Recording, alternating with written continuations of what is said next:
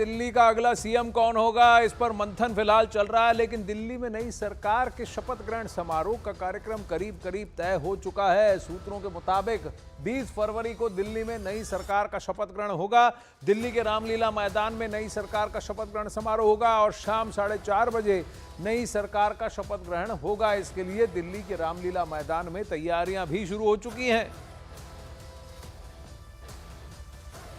फिलहाल मुख्यमंत्री का चेहरा कौन होगा, इसकी दावेदारी कई लोग पेश कर चुके हैं। कई नाम इधर उधर दौड़ रहे हैं, अटकलें लगाई जा रही हैं। परवेश वर्मा को प्रबल दावेदार माना जा रहा है। लेकिन ये रामलीला मैदान से तस्वीरें हैं जहां तैयारियां शुरू हो चुकी हैं। टेंट लगने का कार्यक्रम शुरू हो चुका है। वहां पर देखिए दरियां आ चुकी हैं। इस पूरे मैदान को कवर किया जाएगा और फिर उम्मीद ये की जा रही है कि लाखों की तादाद में लोग वहां पहुंचेंगे। बीजेपी के समर्थक और आम जन सामान्य दिल्ली के शपथ ग्रहण समारोह में पहुंचेंगे। क्या प्रधानमंत्री नरेंद्र मोदी भी यहां उपस्थित होंगे, ये देखने वाली बात है शपथ ग्रहण समारोह में। लेकिन 1998 के बाद पहली बार बीजेपी की सरकार बन रही है दिल्ली विधानसभा में। प्रियंका इस वक्त हमारे साथ लाइव जुड़ रही हैं। प्रियंका, कहां पहुंची हैं आप और किस तरह की तैयारियां हो रही हैं? देखिए, मैं आनंद इस वक्त रामलीला मैदान में हूँ, जो पहले भी इतिहास जो बना था यहाँ पर उसका गवाह रहा है जब अरविंद केजरीवाल ने यहाँ पर शपथ ली थी। अब मैं आपको तैयारियां दिखा रही हूँ। 20 फरवरी की बात सामने आ रही है, जो सूत्र बता रहे हैं। सबसे पहले तो आप यहाँ देखिए, ये देखिए रेड कारपेट्स यहाँ पर आ गए हैं। ये रेड कारपेट्स के पीछे तक यहाँ तक आप देखेंगे ये कारपेट्स यहाँ पर नजर आ रहे हैं। इन कारपेट्स के साथ में आपको वहाँ पर बल्लियाँ नजर आएंगी, जो पूरे टेंट सेटअप करने के लिए, पंडाल सेटअप करने के लिए ज़रूरी होती है।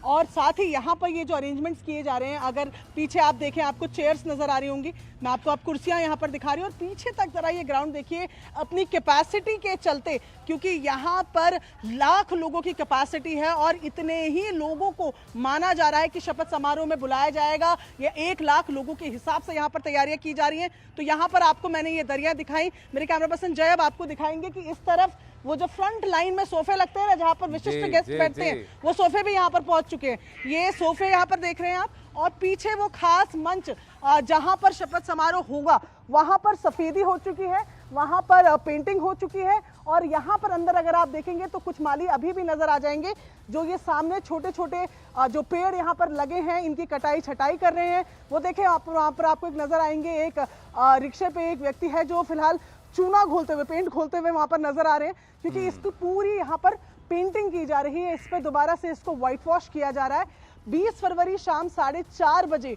शपथ समारोह होगा और उससे पहले ये तैयारियां की जा रही है, क्योंकि 1 लाख लोगों के आने का अंदाजा लगाया जा रहा है। इतने गेस्ट होंगे ये माना जा रहा है। तो तैयारियां भी उसी हिसाब से की जा रही हैं। प्रियंका, जरा वहां जितने लोग मौजूद हैं, आई एम श्योर आपने उनसे भी बात की होगी कि ये कितना एरिया कवर किया जाएगा। क्या ऊपर से भी उसको ढका जाएगा या फिर सिर्फ सब जगह दरियां बिछाकर साइड से टेंट लगाए जाएंगे?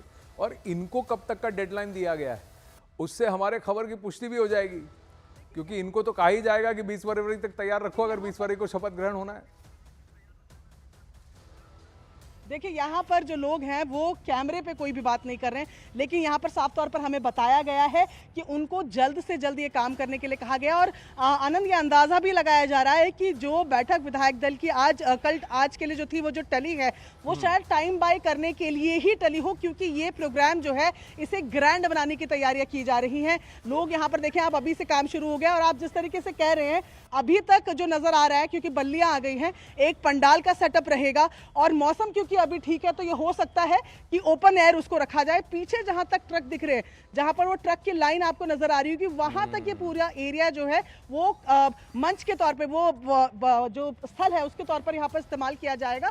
और इसकी कैपेसिटी ही इसकी खासियत है। रामलीला मैदान बिल्कुल सेंट्रल दिल्ली में ये जो पड़ता है, इसकी खासियत ही यही है कि बिल्कुल दिल्ली को बीचों बीच है और इसकी कैपेसिटी बहुत ज़्यादा है ग्राउंड होने की वजह से। क्योंकि इससे पहले अगर हम बात करें तो जिन स्टेडियम्स पर चर्चा हो रही थी, तो जवाहरलाल नेहरू उसमें से एक स्टेडियम था, अरुण जेटली स्टेडियम को भी पहले उसके बारे में भी पॉन्डर अपॉन किया गया, उसके बारे में भी सोचा गया था। लेकिन फिर एक ऐसे जगह के चुनाव को किया गया है जहां पर कैपेसिटी बहुत ज़्यादा हो, जो दिल्ली के बीचों बीच हो। और जैसे मैंने आपको बताया कि अरविंद केजरीवाल ने यहाँ से शपथ ली थी, अन्ना आंदोलन की भी बात यहाँ पर रही है, तो इसका अपना दिल्ली के इतिहास में एक अलग महत्व है। हो सकता है कि कोई सांकेतिक जवाब भी पिछली सरकार को यहाँ से शपथ समारोह करके बीजेपी सरकार देना चाहे। अच्छा, लेकिन अब आप वहां पहुंच चुकी हैं जहां शपथ ग्रहण समारोह होने वाला है। इतना बता दीजिए, आपको क्या बताया गया कि सिर्फ मुख्यमंत्री शपथ लेंगे कि वह पूरा जो कैबिनेट होगा वो भी शपथ लेगा?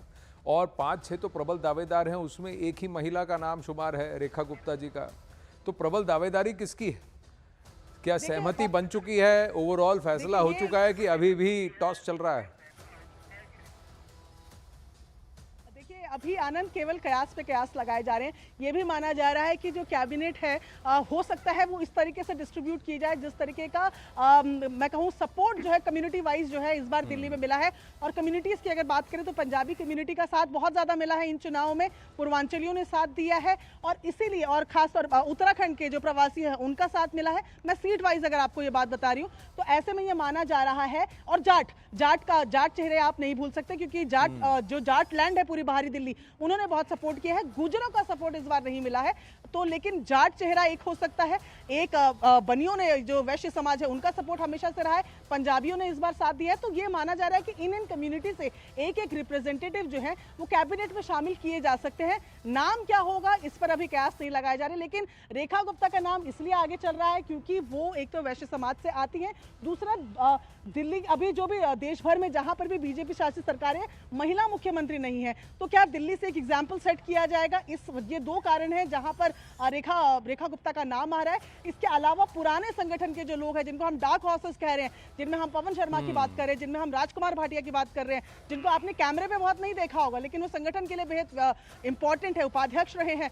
पवन शर्मा तो पूर्णकालिक भी रहे हैं, वो तो इससे पहले संगठन मंत्री भी थे बीजेपी के। तो वो जो कैमरे पे नजर नहीं आते हैं, उनमें से भी डार्क हॉर्सेस हो सकते हैं, पर फिलहाल ये सिर्फ बीजेपी को ही पता है। तो एक और बात बताइए, ये परवेश वर्मा का नाम जो जोरों शोरों से चल रहा था, उन्होंने मांग के लिए सीट और फिर पूर्व मुख्यमंत्री और आम आदमी पार्टी के कन्वीनर को हरा दिया वहां पर, और एक पूर्व मुख्यमंत्री के बेटे वरिष्ठ नेता हैं कांग्रेस पार्टी के, उनको भी हराया परवेश वर्मा। उनका नाम अचानक से कम क्यों हो गया? क्योंकि चुनाव के बाद अमित शाह जी से मिलने वाले वो एक ही दिल्ली के बड़े नेता थे, बाकियों को, इनको तो इनका एमपी का टिकट भी नहीं दिया गया। कई सारे ऐसे नाम हैं, जैसे आपने कहा पूर्वांचली का चेहरा है मनोज तिवारी, वो तो सिटिंग एमपी है। फिर एक और महिला है जो कि सुषमा स्वराज जी की बेटी है, वो भी बांसुरी स्वराज, वो भी एमपी है। परवेश वर्मा एकमात्र ऐसे हैं जो एमपी रह चुके हैं और अब एमएलए बनकर आए हैं, और वो भी उन्होंने अरविंद केजरीवाल को हराया है, परास्त किया है, टिकट मांग कर लिया और फिर लड़ लिए। तो उनका नाम क्यों कम हो गया, फिर अचानक से ये बाकी नाम क्यों फ्लोट होने लग गए? देखिए, पहले तो ये कि ये आपने बिल्कुल सही कहा, परवेश वर्मा इकलौते व्यक्ति थे कि जिनके चुनाव का नतीजा भी नहीं आया था, नतीजा आया नहीं था। ये हो गया था कि अब एक प्लेजेंट लीड बन गई है और अब जीत जाएंगे। तो ये काउंटिंग सेंटर की बजाय सीधा अमित शाह के घर गए थे मिलने के लिए। इनके नाम को कम नहीं आंका जा रहा। मैंने आपको कहा कि जाटों का जो फैक्टर है उसमें सबसे बड़ा चेहरा ही परवेश वर्मा है।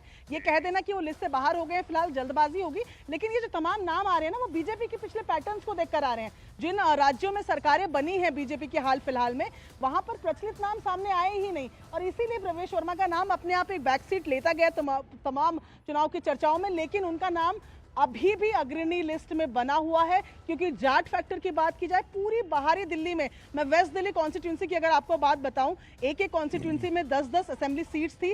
वेस्ट दिल्ली जहां पर जाट बाहुल्य है, वहां पर 10 में से 9 सीटें बीजेपी जीती हैं। जाटों का समर्थन मिला है। कमल जी शेरावत वहां की एमपी। तो जाट चेहरे के नाम पे सबसे बड़ा चेहरा अभी भी परवेश वर्मा है, लेकिन कैलाश गहलोत एक और जाट चेहरा अब बीजेपी के पास है। पर ये कहना कि लिस्ट से नाम परवेश का कट गया है, शायद थोड़ी जल्दबाजी होगी।